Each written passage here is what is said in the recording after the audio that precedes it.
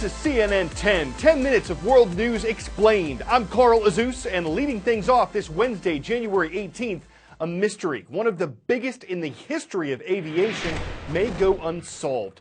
The underwater search for Malaysia Airlines Flight 370 has been called off. On March 8, 2014, the flight left Kuala Lumpur, Malaysia, and headed for Beijing, China. It had 239 people on board. At some point during the journey, military radar indicated that the plane changed course and headed west. Investigators believe it eventually turned south toward the southern Indian Ocean. After that, the trail went cold. A few pieces of the plane have washed up on islands near the east coast of Africa.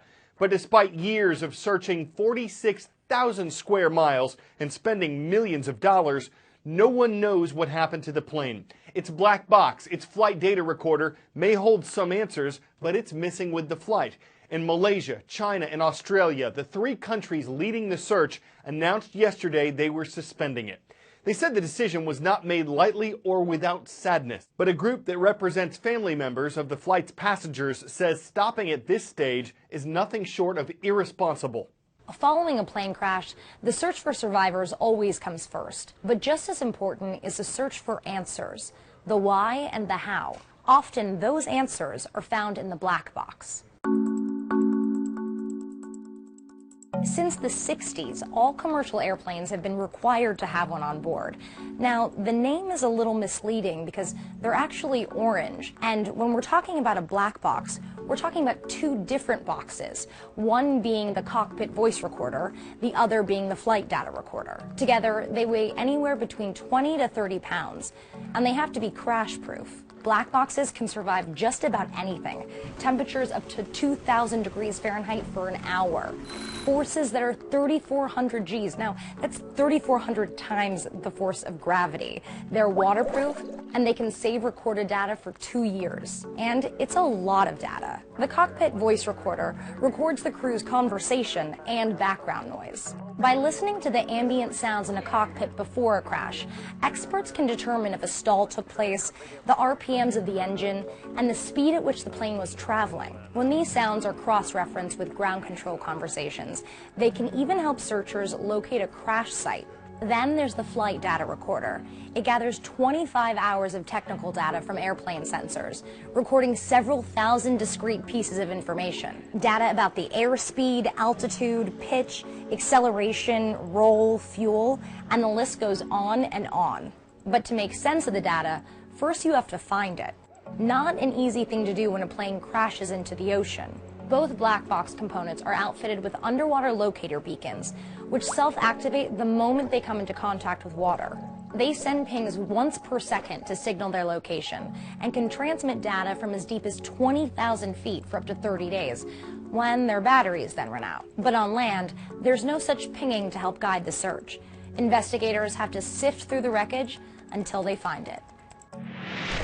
Up next, it's a force of 4,000 U.S. troops plus 2,400 pieces of military equipment, including tanks, artillery, and armored trucks. It's all part of a deployment lasting 9 months, and it's moving throughout Eastern Europe on training exercises. The Americans who recently arrived in Poland received a welcome ceremony and a greeting from the country's prime minister.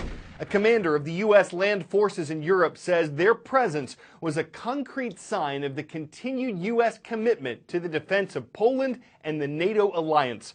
But Russia said it saw the deployment as a threat, an action that threatens Russian interests and security. Here's why there's tension over this.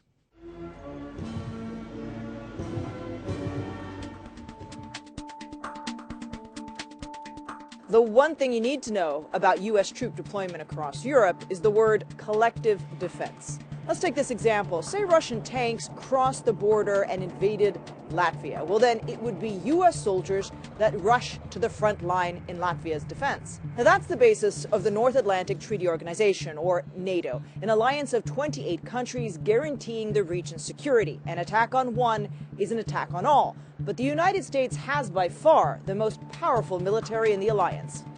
Now, NATO was formed in 1949, just after World War II, in order to contain the Soviet Union.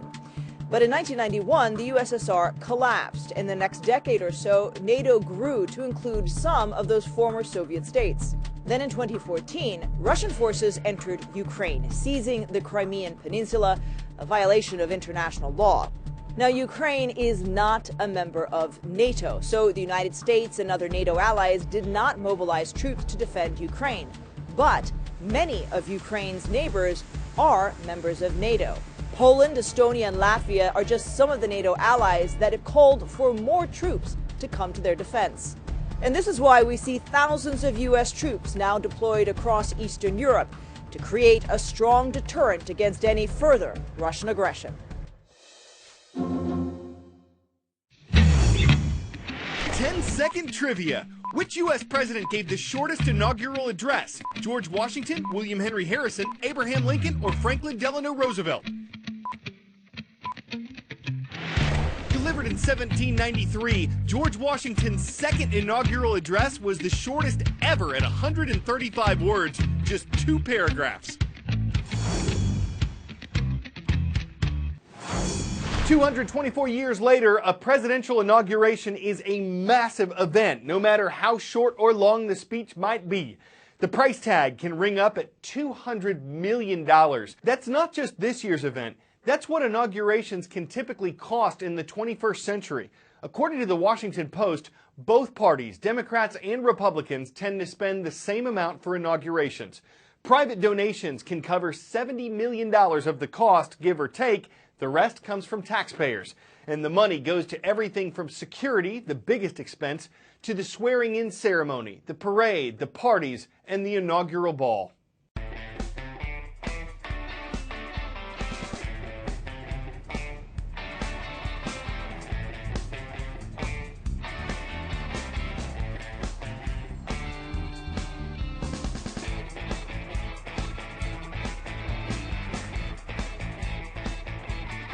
I, George Herbert Walker Bush, do solemnly swear that I will faithfully execute the office of President of the United States. The only thing we have to fear is fear itself. Do whatever needs to be done to preserve this last and greatest bastion of freedom. Ask not what your country can do for you. Ask what you can do for your country. thank you for a president who knows you and seeks you through Scripture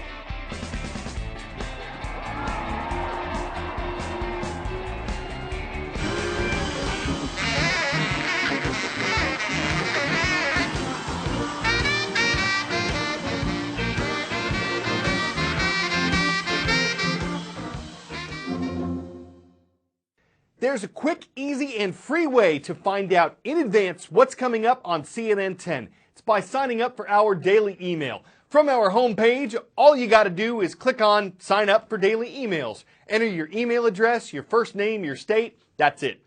The night before each day's show, you'll get a quick summary of our major stories sent right to your inbox.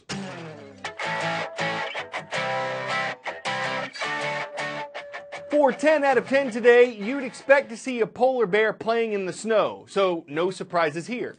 But when you see an Asian elephant doing the same thing, you know something's up. This ain't the Arctic, it's the Oregon Zoo. It shut down one day last week for an unusually strong snowstorm, but some of the animals look like they loved it. They took advantage of a snow day to play, like kids on a day off from school. Of course, the polar animals could bear it. As far as complaints went, the marine mammal's lips were sealed, and it didn't seem like it bothered the elephant's pachydermis. So even if snow wasn't part of their natural habitat, it wasn't zoo cold for them to luxuriate in near blizzard conditions. I'm Carl Azuz for CNN 10.